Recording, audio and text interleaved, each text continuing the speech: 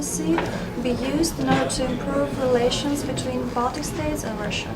Well, I think it works. In practice, at least, I can speak on behalf of my country, Estonia. There is a lot of exchange of culture through art exhibitions, concerts, singers. A lot of artists are working partly in Estonia, like ballet dancers or something. I think that this is a very, very important feat to make the people-to-people ties closely together, and this like a tourism also. I think they are a little bit interlinked.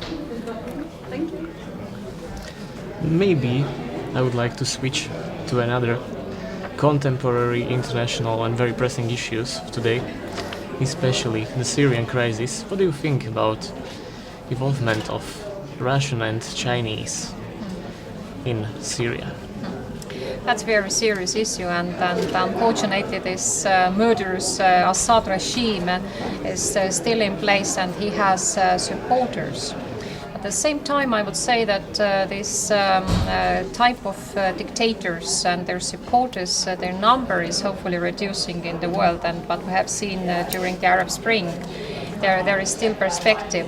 Russia is, of course, very much involved with these arms sales to Syria. This is openly criticized, and this is a big concern on the EU level.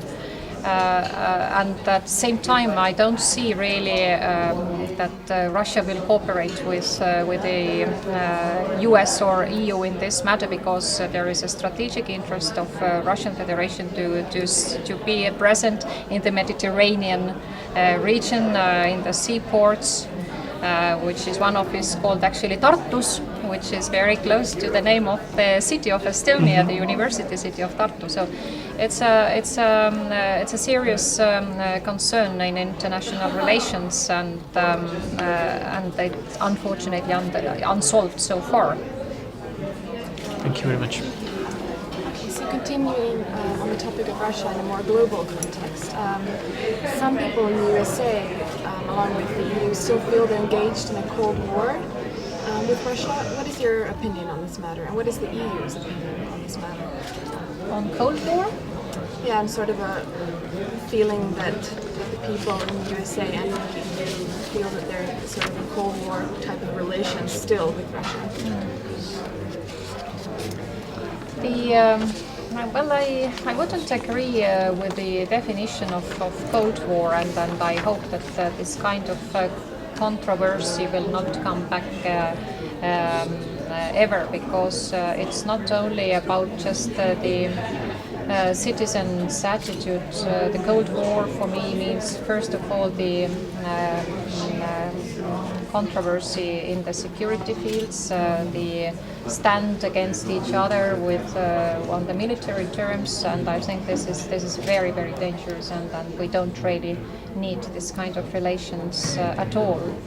I think that the latest NATO-Russia meeting gave some positive signals still that the Russians are interested in to cooperate also in the field of missile questions, and hopefully we will not see another Cold War in the world. I just have one more question as well. So what is your position as a member of the European Parliament on the imprisonment of Yulia Tymoshenko? Do you think this has an effect on the relations between the Ukraine and the EU, subsequently Russia and the EU?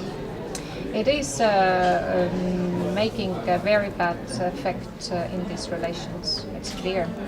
Since the end of last year, when Tymoshenko's situation became clear that she will be in prison and that will be punished, then you know that EU postponed the signature of the association treaty with Ukraine, which is a very clear and concrete consequence. I have a last question for you regarding human rights. How does the process of naturalization of Russian minorities in the Baltic states violate international human rights? How do international organizations observe the integration of Russian minorities in the Baltic states? Well, mostly this is concerning Estonia and Latvia, because in Lithuania the Russian minority, Russian-speaking minority, we should say, is quite small. In Estonia, the minority is about 25%, and out of them, still approximately 1/3 are not citizens of Estonia. They are citizens of Russian Federation mostly, but also there are a number of people, quite a big number of people who does not have any citizenship, but they are legal residents with all equal rights except right to vote, and except right to serve in the army. All the other political, economic and social rights are guaranteed, and including the voting in the local elections, for example. Well, the integration process is a long story, and I like to speak very much about it, because now it's since up to 20 years, I would say, there is new generation in our country, and this new generation is a very European generation. And already their children, like small children, when they go to the kindergarten, this is like a very usual and ordinary everyday practice, that we don't have anymore these two kindergartens like Russian and Estonian, or schools that Russian and Estonian, which was really a dividing between the communities. Now it's growing together, and I think that our experience of integration is now probably something what also the old Europe can learn with the problems like in France or in Netherlands with so many immigrants. But I still say that our issue with the Russian-speaking minorities is, in my view, much easier, because we still are coming from the same cultural background, Christianity. Well, thank you very much, Ms. Ojuland, for taking the time to answer some follow-up questions from the lecture. Thank you. And we very much look forward to the interactive discussion that will come. Thank you. Thank you very much. Thank you.